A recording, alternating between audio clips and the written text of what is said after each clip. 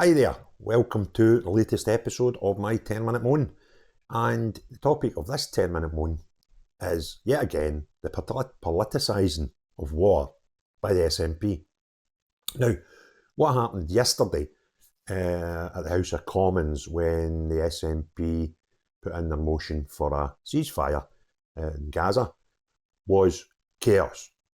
Absolutely, totally cringeworthy. I think I watched about an hour of it and my jaw just dropped at all parts of the House. They were just crackers, right?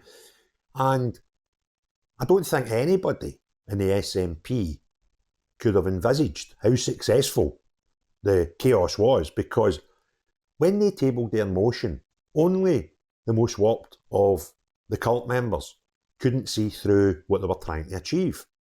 And what they were trying to achieve was embarrassment of opposition, or their opponents, they are the opposition, and particularly probably Tories, who they were sort of trying to tease into voting against their motion of a ceasefire, which then the next thing would be to come over the top and trump that and say, you guys are bad people, you are quite happy for kids to die in Gaza, and use scary words like genocide, because nobody will fool me into thinking that was the whole point of them tabling that motion in the first place.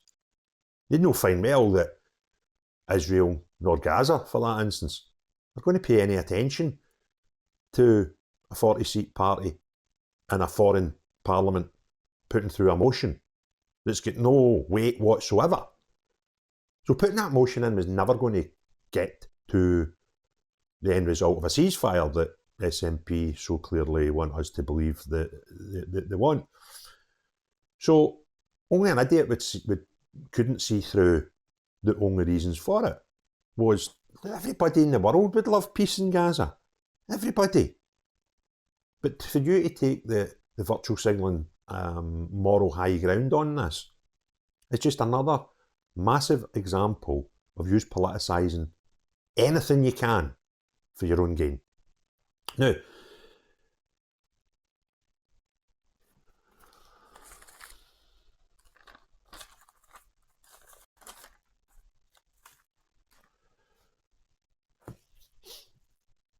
there was a few giveaway telltale signs yesterday on the true intentions of the SNP.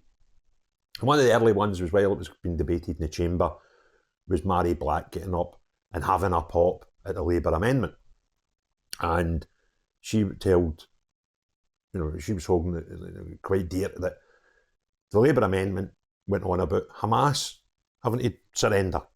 And she said that this wasn't fair because Hamas are not the people of Palestine. Where she was quite quickly reminded by the Labour MP that for a ceasefire to work, you actually need two people to stop fighting. And the SNP are completely oblivious to this, or not. They might realise that they would just want Israel to stop fighting, which is always a bonkers idea. And later on in the video, I'll explain the only way anybody can get this war to stop, and it ain't asking for a ceasefire off Israel, because that's actually asking Israel to surrender, basically. But Mhairi was totally bemused when this Labour MP was suggesting that you need two sides to agree to a ceasefire, or there is no ceasefire. And Mhairi stood there shaking her hands and shouting, whatever shite she was shouting, while this guy was answering her question.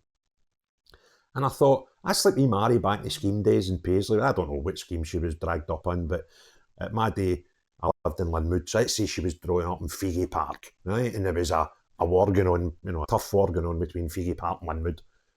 And somebody was to say, use Linwood ones, you need to stop fighting, but don't tell the Figgy ones to stop fighting. Well, what happens next? One side say, all right, okay, we'll agree to that, we'll stop fighting, but no, we'll carry on. The fighting returns instantly. But we Mhairi, the crackpot, doesn't want to see it that way. One of the most appalling things that I witnessed when I was watching the live debate from the House of Parliament was Flynn, the MSP leader. Now, what Flynn was doing was he was up 3 times in a row telling everybody how disgusted he was with the way his party were getting treated and trying to make everybody else sound bad. But what Stephen was actually saying was, I'm not wanting to vote for their ceasefire. I only want us to vote on our ceasefire. But think about that for a minute. This is a crackpot that is trying to tell us that the most important thing in his life and for the Houses of Parliament is to have a ceasefire in Gaza. Now, he was up arguing the point and disgusted that the House were asked to vote on the Labour amended ceasefire first. Now, if your genuine concern was a ceasefire in Gaza, and that was your only concern, and you weren't interested in politicising this war, does it matter whose gets voted first? Surely the most important thing to you, Flynn, is that there's a ceasefire. But he was up doing the fist shaking and the shouting in Parliament about how unfair it was that his ceasefire motion was getting voted on second. You understand what I'm saying here? If I really, really, really wanted a ceasefire and I was in the Parliament, I genuinely wouldn't care who put their name to the motion. I would want it voted through and in some ridiculous way expect that to evolve into a ceasefire. So you're a liar, Stephen. Is that his name? Flynn? You know the one, the baldy guy?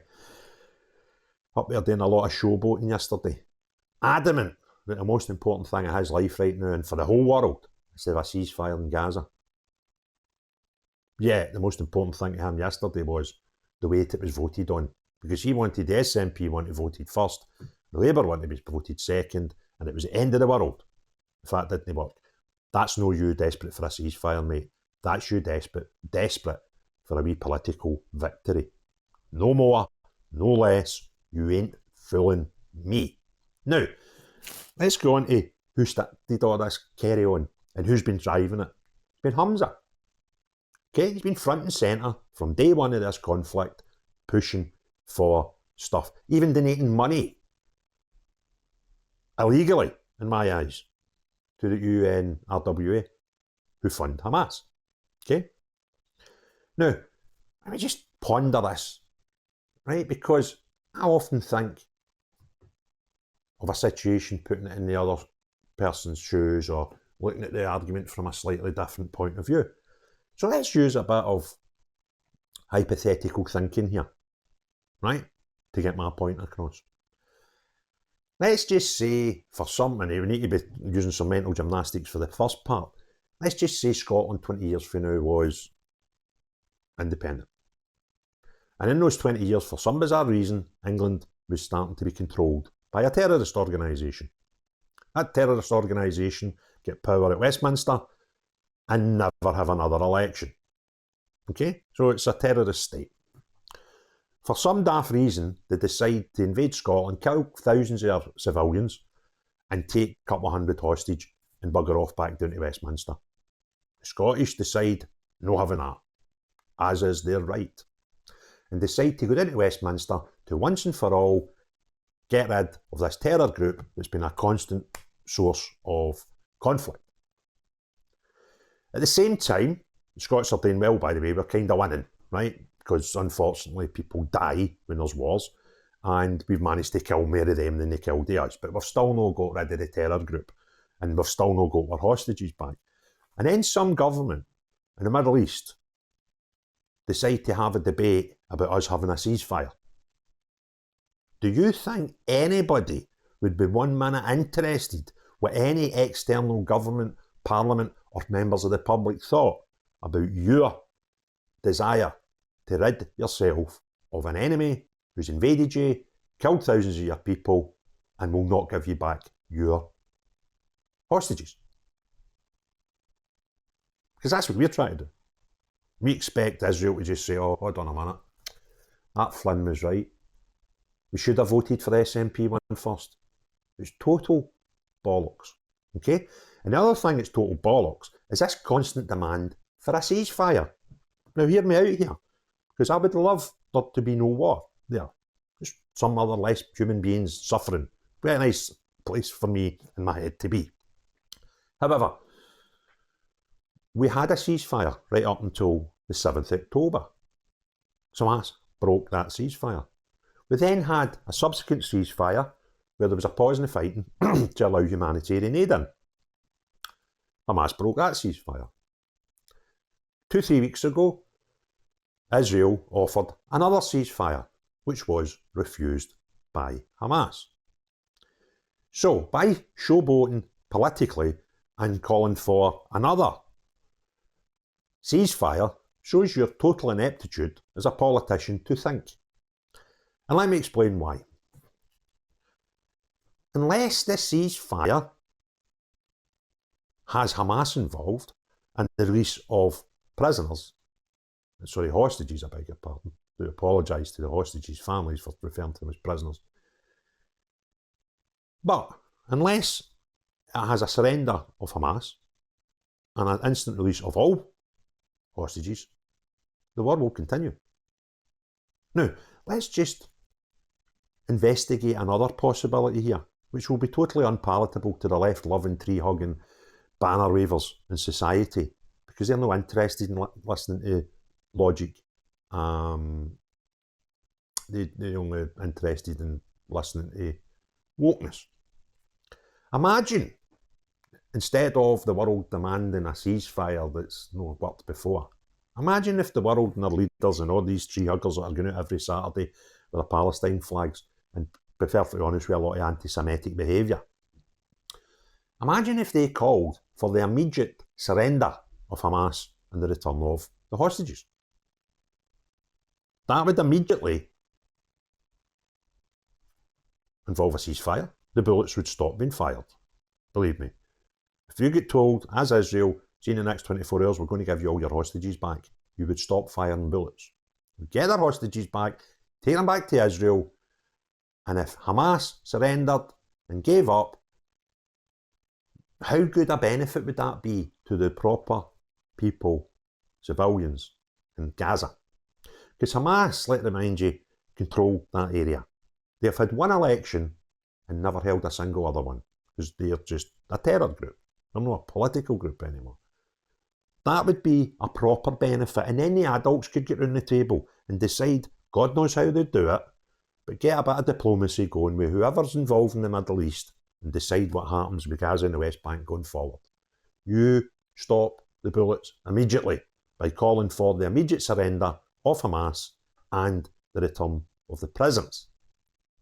Not one single politician has aired that view, because you look what happened at our parliament yesterday when people try to debate, no more, not refuse, a ceasefire, call for ceasefire. They get threatened, they get abused, they get accused of being racist, then you throw in words like genocide lovers, all this sort of nonsense goes on by the madness that is the left society of the world now. It's happening all over the place. They're all crackers, right?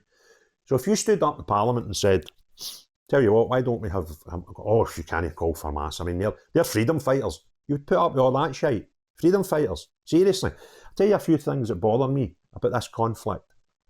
And I'm not for 1 minute suggesting people are not dying, children are not getting caught up in bombing, etc., etc., etc. I'm not trying to justify that, nor excuse it. But what I will say is very odd. I'm told there's war crimes, there's power getting cut, and all these things, right? So let's just look at a couple of them one by one. Let's look at power. I'm told that the Israelis have cut power in that area. And that's actually a war crime. It's actually not a war crime if you go and look into it. Throwing the word war crime doesn't actually mean anything. It has to actually be one before it's got any gumption behind it. But cutting power to your enemy is not an illegal action. Okay? But it's not very nice. Now, we're led to believe that there's no power getting into Israel. Think every time you see an ambulance or some kids or some people getting dragged up to hospitals apparently injured. Okay? Outside the door, you'll always see at least 12 to 15 folk. 3 or 4 of them will be press photographers, maybe with cameramen or photographing, video cameras or photographers, normal snap cameras. And you'll see about a dozen non-journalists with phones out, filming it, won't you? Then you get into the hospital and they follow them in. with their phones up, filming it. There's always loads of them doing it. How do they charge their phones? I've been told, many of us have, that there's no electricity getting into Gaza. Where do all these people charge their phones? It could be the generators in the hospital. These will be the generators that run off fuel that we're told isn't getting into the country. So there's one of the biggest weapons in any war is propaganda. And I do not for a minute believe that some horrible atrocities are taking place, and it is horrific. But I am no swallowing the propaganda lock, stock and barrel. Not prepared to do it. And the other thing that's a war crime, because people throw these things about, and I'm sort of an inquisitive person, and I like to look into things. Another thing that I've been told is it's a war crime bombing hospitals. The biggest war crime is hiding in hospitals. That is a war crime. It's a war crime to have your intelligence services working at hospitals and putting themselves. It's a war crime to use your civilian population as human shields. These are war crimes. Cutting off your Alecki isn't, and it's debatable if that's happening, because every time I see footage in Gaza, half the people have got their mobile phones up. Would the psycho power them to charge them? I don't know. Anyway, as depressing as it may be, please, if you like the videos, give us a thumbs up, do some subscribing if you don't mind, and get involved in the chat below. But most importantly of all, have a great day. Cheery bye now.